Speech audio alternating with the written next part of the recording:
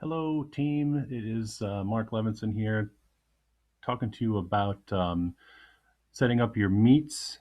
I've seen a couple things where people are either having problems with their meets, but one thing that you can do to make this a little easier for everyone is up here on the in the classroom page is to generate a meet link. This gives your classroom a link that is standard, that's always set, so you don't have to create one every time. If I click here, it's going to take me to my settings page. I'm going to generate a Meet link. And one thing I'll say right now, um, with this visible to students, this is the only thing that you really need to do to change it. So I'm going to save this right now, and we're going to pretend now that my camp is just starting, and I've got kids in here. The kids can click on this, and we'll all go to the same meet place together. When camp has ended, and you no longer want kids going to the meet. And so what you're going to do is just come up here and go to settings.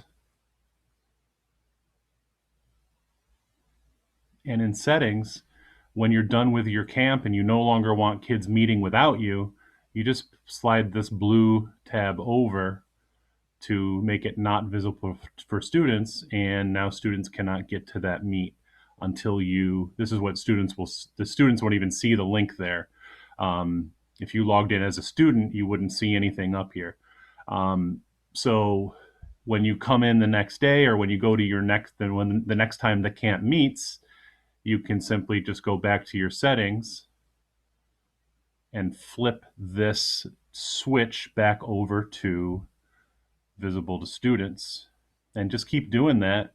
And the students will have a place to go all the time within your camp, so that you don't have to worry about making scheduling a meet every time. It's a good way to keep an open meet, and keeping your meets open so kids can just drop in and ask questions when you could be working on something else.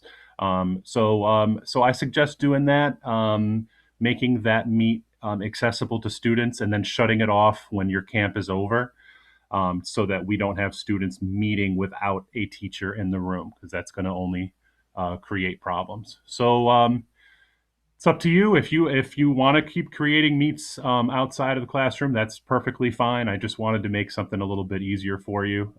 Just a little suggestion, and maybe all of you already know this already, so I'm not trying to insult anybody's intelligence here. Just wanted to give you guys a tip, in case you didn't know. There is a way to make a link for your classroom to use for your class and shut it off when class is ended. Um, Again, my meet's open all day. Pop in, ask me a question. I'll be there. Take it easy, and have a good